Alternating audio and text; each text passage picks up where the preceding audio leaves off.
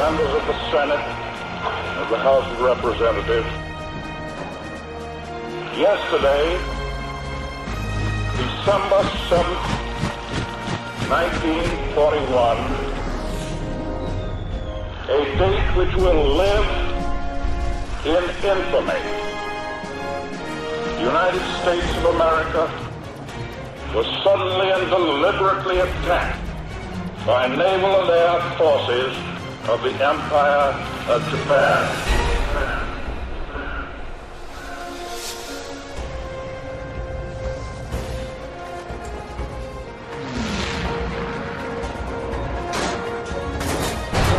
There comes a time in the affairs of men when they must prepare to defend not their homes alone, but the tenets of faith and humanity.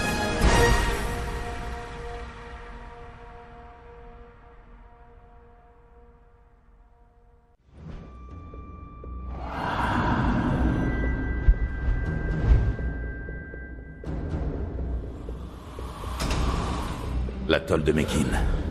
Un peu de sable, quelques arbres et une petite base militaire japonaise. Le groupe de reconnaissance de Miller a atterri il y a presque une semaine. Depuis, pas de nouvelles. L'attente est finie. On passe à l'attaque. De ce qu'on sait, ils sont déjà morts. Si le peu qu'on sait sur les Japonais est vrai, il vaudrait mieux qu'il le soit.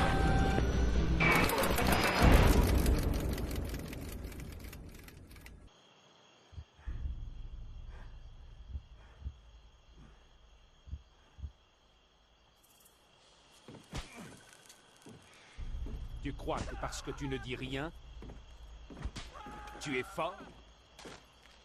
Non, tu n'es pas fort.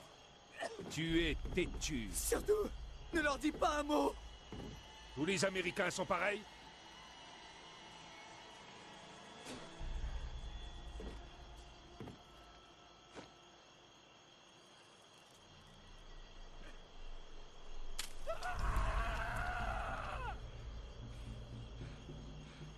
Allez, tuez-les!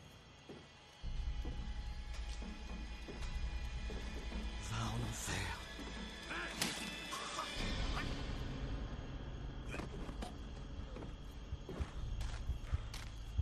Tu n'es pas fort. Miller, vous allez bien. Dieu merci.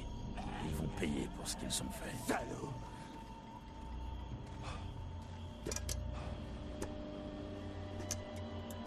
Prenez un fusil.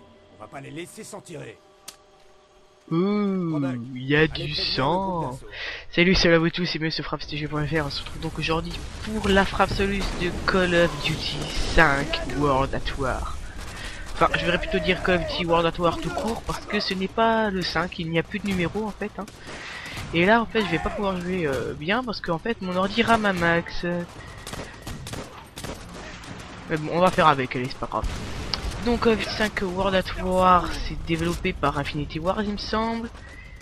Et c'est Treyarch qui s'en est occupé à la place de Infinity Ward, ce qui avait fait de très bon Call of Duty 4 Modern Warfare. Hein. Et donc là on était un peu rebutant à l'idée de voir un Call of Duty fait par Treyarch, parce que ils avaient fait le Call of Duty 3 qui n'était pas de très bonne qualité, faut le dire. Hein. Mais donc là, je vais vous le dire tout de suite, franchement, Call of Duty 5, c'est vraiment un bon jeu. Peut-être pas aussi bien que Call of Duty 4, il marquera pas autant les esprits, ça c'est sûr. Mais en tout cas, c'est un bon jeu avec un bon scénario. Bon, je l'ai pas encore terminé, mais dès le début, comme vous pouvez voir, on est à fond dedans, on est prisonnier, et puis t'as il y a nos capitaines qui viennent nous libérer et tout, donc c'est vraiment un bon scénario. Et puis il a d'autres atouts aussi, hein, donc ça je vais vous l'expliquer un peu plus tard. Donc sinon graphiquement vous pouvez voir que c'est le même moteur que Call of Duty 4, hein, qui a un moteur très beau, hein, avec des belles explosions comme vous pouvez le voir et tout. Mais voilà quoi, c'est le même moteur. On a vraiment l'impression en fait quand il joue de jouer à un Call of Duty 4, parce que c'est vraiment le même moteur, le même système de gameplay. Il essaye quand même d'apporter quelques nouveautés, mais bon, c'est dans l'ensemble, c'est à peu près le même jeu, quoi. Et bon, tant mieux, parce qu'au moins, ça évite qu'il soit moins bon que Call of Duty 4, ça c'est sûr. Donc, voilà. j'ai à peu près fait le tour des graphismes. Et donc sinon le gameplay, bah voilà, comme je vous dis, c'est vraiment du Call of Duty 4. On voit il a pas de barre de vide, et ça fait déjà quand même un bon bout de temps qu'il n'y a plus de barre de vide dans Call of Duty, hein. Depuis Call of Duty 2 il me semble, qui était un très bon jeu, Call of Duty 2, hein. D'ailleurs j'avais fait une frappe soluce, mais comme il plantait, j'ai pas pu le terminer.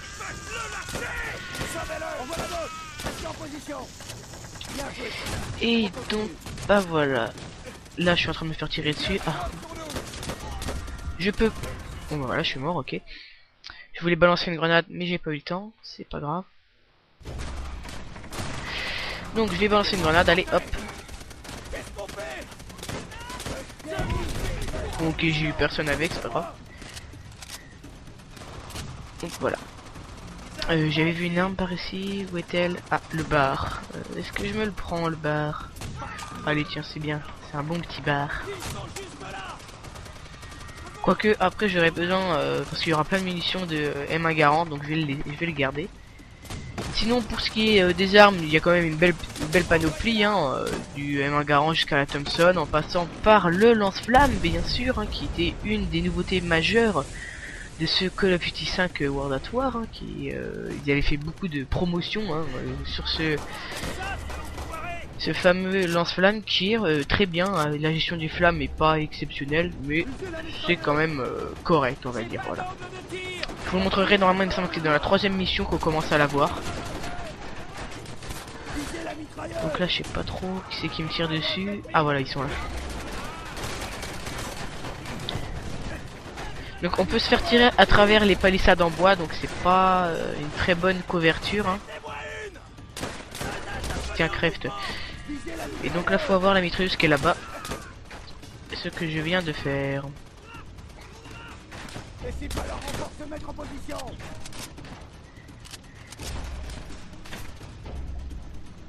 Bon, on va peut-être aller un peu au front, quoi.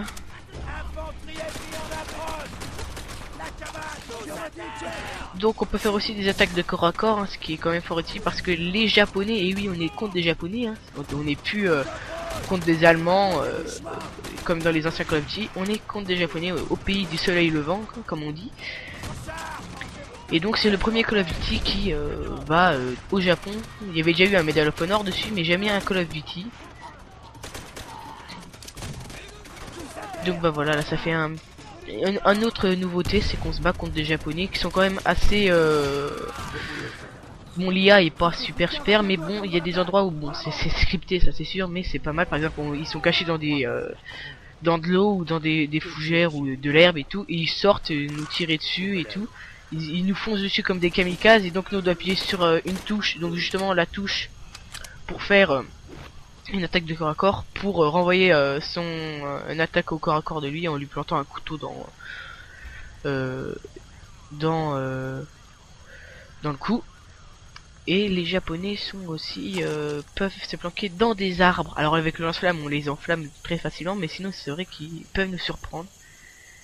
Et donc voilà, il y a des nouveaux gameplay ajoutés à ça, ce qui fait que c'est pas exactement pareil que Call of Duty 4, mais quand même.